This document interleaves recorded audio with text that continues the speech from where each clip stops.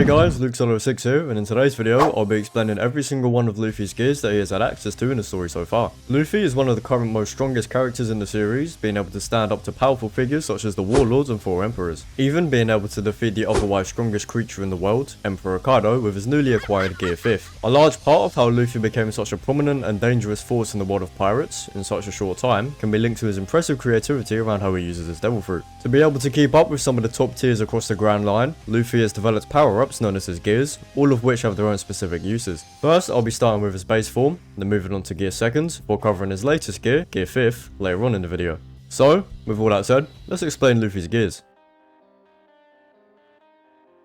Before we get into Luffy's gears, I think it's important that we dive into his base form so we can get an understanding of how each gear works with Luffy's body. Luffy ate a human fruit, model Nika, a mythical Zoan type that in its base turns his body into rubber. This gives him all the properties you could expect from rubber. Luffy can stretch any part of his body to insane lengths, and has increased levels of resistance to blunt attacks, including things like falling and bullets. He's also impervious to lightning attacks, as rubber isn't a conduct of electricity. Now, while being compared to other fruits, such as being made of fire or summoning earthquakes, Luffy's fruit doesn't sound all that remarkable. You would think that there would only be so far you could get being made out of rubber. And that's where Luffy's gears come in, starting with Gear 2nd.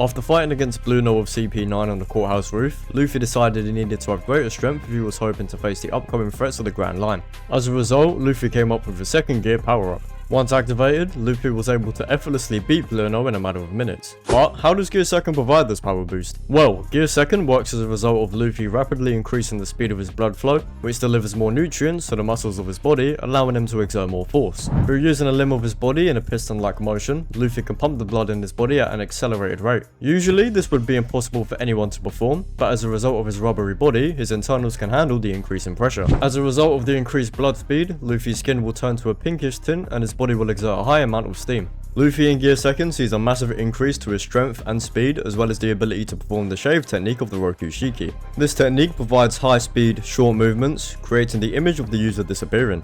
This is done by the user kicking the floor beneath them anywhere from 10 to 20 times a second, creating short bursts of speed. When Luffy first used the technique, it took a toll on his body to the point Rob Lucci stated it took a small portion of his life away from him with every use. It would also visibly tire him out. As the story progressed, these drawbacks appear to have lessened over time, with there appearing to be almost no physical downsides into the time skip. In terms of the attacks of Gear 2nd, they stay the same as the ones in his base form, the only difference being an increase in strength and speed. Oftentimes, Luffy's attacks in Gear 2nd would appear so fast they look like more attacks of compressed air rather than physical kicks and punches.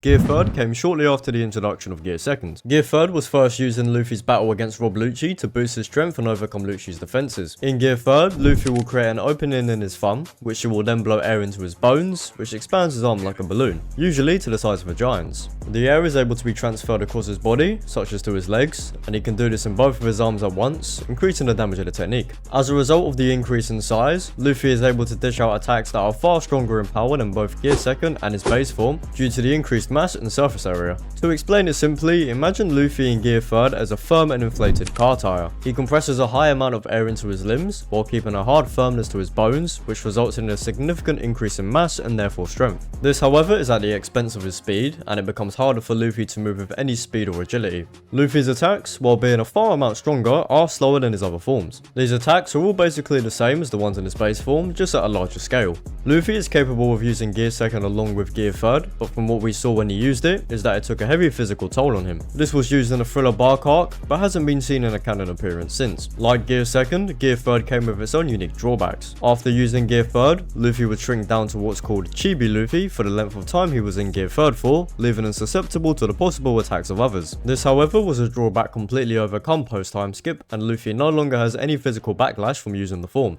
He's also gained more control over how much air he blows, as well as the location of it in his body, being able to effectively isolate it and increase his overall agility.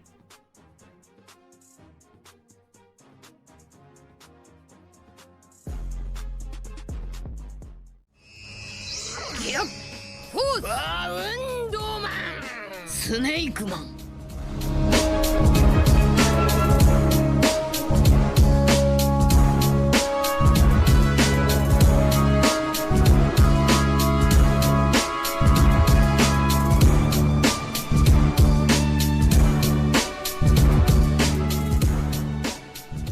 Gear 4th was first introduced to us post time skip, which takes advantage of both Luffy's Devil Fruit abilities and Haki. Gear 4th actually has 3 different variations that Luffy can choose to activate, and each of them are activated through the same process. To activate Gear 4th, Luffy will coat his forearm in a layer of armament Haki. He will then bite into his forearm and blow a large amount of air into his muscles, causing him to expand, which then activates the form. The 3 forms of Gear 4th are called Bound Man, Tank Man, and Snake Man. Bound Man is what I like to call the standard Gear 4 form, being the first we saw used in the story against Doflamingo. When activated, Luffy's upper body will rapidly expand, with him reaching a height of 4 meters tall. The majority of his body will also be coated in armament Haki, being all over his legs and arms, as well as a large portion of his torso. Like Gear 2nd, Luffy will also emit a high amount of steam, and he is also incapable of standing still, as the increased amount of air in his upper body causes him to bounce. In Gear 4th, Luffy has speed that surpasses Gear 2nd's and power above that of Gear 3rd. Luffy's attacks also change in this form, using the compressive tension of rubber rather than its ability to stretch. When attacking, Luffy will compress a limb of his body into itself, which when he gets within a close distance to his target, he will release this compression, launching a devastating attack. He is however still capable of stretching attacks towards his opponents. Using the same idea of compression, Luffy is able to fly in this form by quickly building up and releasing compression in his legs. While being hardened with armament Haki, Luffy will still maintain his rubbery composition in this form, meaning even some attacks imbued with armament Haki can bounce off of him. Both his Snake Man and Tank Man forms follow the same principle as the Bow Man form. Moving on to his Tank Man form, this was more so an improvised application of Gear 4th. During Luffy's fight against Cracker in the Whole Cake Island arc, Luffy ate a bunch of Cracker's biscuit soldiers, leading him to gain a massive amount of weight stored in his upper body. He then activated Gear 4th, leading to the first and currently only appearance of the Tank Man form. Tank Man seems to follow the same appearance principles of the Bow Man form, with the spread of Haki, however his overall expansion isn't that noticeable. The main advantage of the Tank Man form was the massively increased durability compared to the Bow Man form. Cracker was able to hurt and cut Luffy when he was in his Bow Man form, however all of his attacks were ineffective towards the Tank Man form. While we didn't see much from this form, we can assume that his overall strength saw a massive increase with his size. We can also assume, however, also due to the size, it would be the slowest of the 3 Gear 4th applications. The last application of Gear 4th introduced to us in the story was Snake Man. This was first seen in Luffy's fight against Katakuri as a way to combat his advanced observation Haki, giving Katakuri the ability to see into the future. Snake Man is an overall leaner and smaller form than Bow Man, and trades some of the strength advantage of the form for a boost in speed that surpasses all of his previous gears. His attacks rely more so on his ability to stretch than the previous 2, but still keeping the principle of compression for the most part. He also extends his first knuckles out, which can be assumed to be a method to reduce drag and increase the speed of his attacks. Snake Man's strength and durability is probably the weakest of all the 3 forms, however it still packs a punch and his speed is increased past the other 2. In the recent Elbaf arc, it's been shown that Luffy is able to isolate the attacks of Gear 4th to his limbs without actually needing to enter one of the specific forms. This adaptation has been referred to as Mini Gear 4th. Lastly to go over are the weaknesses of Gear 4th. Gear 4th has an unspecified time limit in which it can be active. Once this time limit is up, Luffy will rapidly deflate into his base form. After this, Luffy is left exhausted and is in a state where he is barely able to move. Also, due to the massive amounts of Haki Gear 4th uses, for a span of 10 minutes after deflation, Luffy is unable to use his Haki. This would leave him particularly susceptible to the attacks of his opponents. Therefore, most often Gear 4th had its use if both Gear 2nd and 3rd were ineffective as a sort of last resort technique. As the story has progressed, these drawbacks, much like his other gears, appear to have lessened. Luffy has been shown having Gear 4th gradually affect his stamina less and less, with him still being able to fight after using it, although Luffy still does have an unspecified time limit on the form.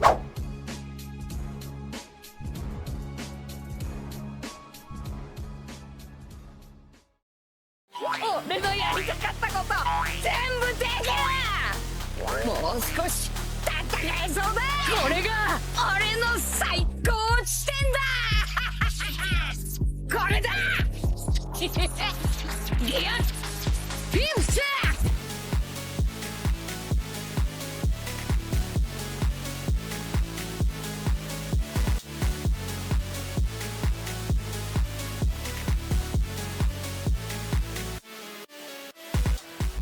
The last and most recent of Luffy's gears is Gear 5th. Gear 5th is the awakening of Luffy's devil fruit that happened after he was beaten by Kaido on Onigashima. To activate Gear 5th, it's been shown that Luffy needs to force his heart to beat in the rhythm known as the drums of liberation. This being a sort of drumming beat sound in the form of a melody played by Luffy's heart. Luffy's hair, as well as the majority of his clothes, will turn white. His eyes will glow a pinkish red colour, and he has clouds floating around him similar to that of Gear 4th. His eyebrows will also swell. It's said that the user of Gear 5th becomes the Warrior of Liberation, meaning that Luffy can essentially fight in any way he pleases, with Gear 5th being absurdly versatile to the point it was considered the most ridiculous power in the world. Luffy in this form tends to laugh more and describes himself as feeling lighter and more creative. Being the awakening of a mythical Zoan fruit, and one based off a god, Luffy is rewarded with an immense increase in all of his physical stats that surpasses the average of most Zoan awakenings. This even extends to things like an increased recovery rate. Being made of rubber before, Luffy's body becomes even more malleable and flexible than normal. He can mold his body into essentially whatever shape he wants, as seen when he molded himself over Kaido's club. Luffy is able to use the limb and muscle inflations of Gear 3 and 4 without needing to blow air into himself. He can do this to any proportions he wants, with there appearing to be no limit to how big he or his limbs can be. This inflation can also extend to his whole body, allowing him to alter his size at a whim. Like a Paramecia awakening, Luffy also has matter manipulation, allowing him to transform any part of his surroundings into rubber, stretching and controlling them as he wants.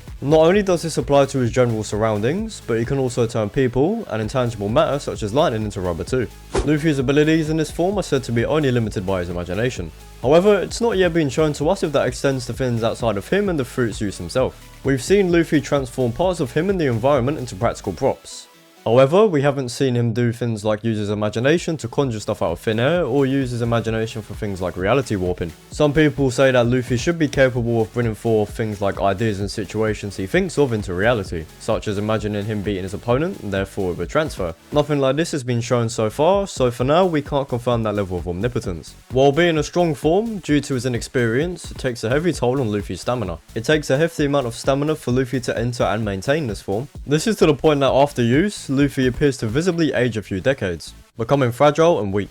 That said, Luffy can restore his vitality and stamina shortly after using it just by eating food.